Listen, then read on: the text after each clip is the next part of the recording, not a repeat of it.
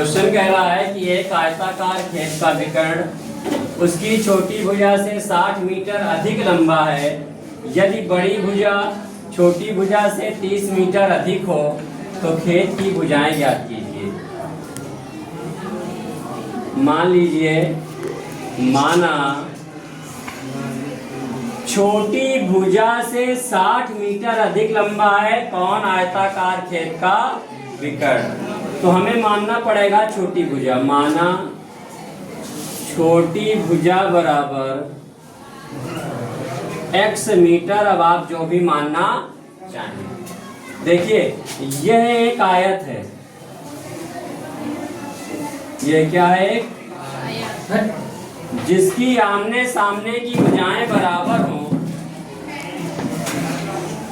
आमने सामने की भुजाएं बराबर हों, लंबाई लंबाई बराबर हो, चौड़ाई चौड़ाई बराबर हो, वो आयत कहलाता। ये जो होता है ये विकर्ण होता है। दो विकर्ण होते हैं, एक विकर्ण ये और एक विकर्ण ये, कोई भी आप बना लीजिए। तो कह रहा था कि एक आयताकार खेत का विकर्ण उसकी छोटी भुजा से 60 मीटर अधिक लंबा है। अगर यह x है, हमने माना है, तो जो विकर्ण है वो x प्लस 60 होगा। ठीक है, विकर्ण बराबर क्या है, x प्लस 60 मीटर। क्यों? क्योंकि कह रहा है आयताकार खेत का विकर्ण उसकी छोटी भुजा से, हमने छोटी भुजा को x लिया है, इससे 60 मीटर अधिक है। यदि बड़ी भुजा छोटी भुजा से 30 मीटर अधिक हो, यदि बड़ी भुजा ये वाली बची है, यदि बड़ी भुजा छोटी भुजा से 30 मीटर अधिक हो, ऐसे अर्थात बड़ी भुजा x प्लस 30 मीटर। वैसे तो इन तीनों में, अब यहां पर एक हमारा फिगर बन रहा है, ये बन गया क्या, समकोण त्रिभुज। क्या बन गया, समकोण त्रिभुज बन गया।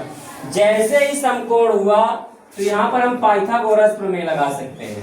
ठीक है, पाइथागोरस प्रमेय से अगर आप इनका नाम देना चाहें तो A B C D कुछ भी दे सकते हैं। ठीक है, दे लीजिएगा, A B C D।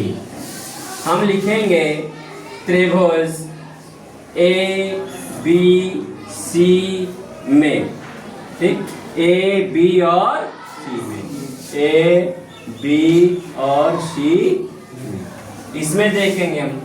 तो यहां पर हम पाइथागोरस प्रमेय लगा देंगे। पाइथागोरस प्रमेय से, पाइथागोरस प्रमेय होती है कर्ण का स्क्वायर बराबर लंब का स्क्वायर प्लस आधार का स्क्वायर। ये फार्मूला होता है।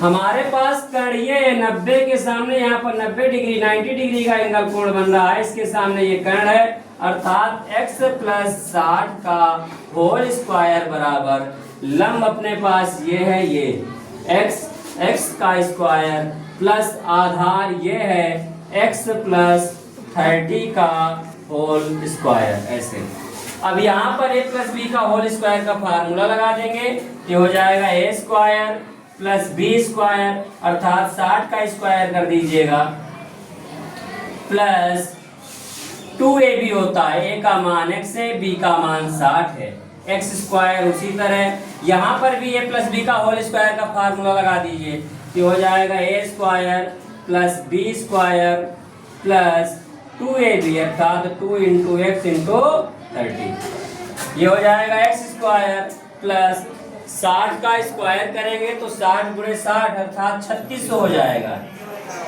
प्लस 2 छक्का 12 120x हो जाएगा। कितना हो जाएगा, 120x।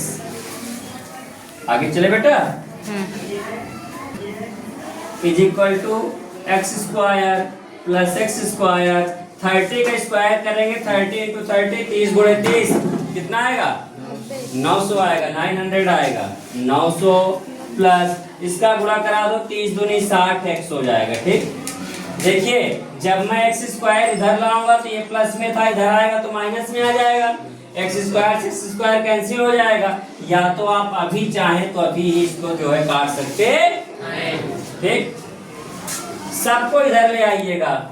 ये बचा 3600 प्लस 120x, इधर आएगा तो ये माइनस का एक्स स्क्वायर माइनस का 900 माइनस का 60x बराबर कुछ नहीं बचा तो 0। ठीक, इसको मानक रूप में लिख लीजिएगा।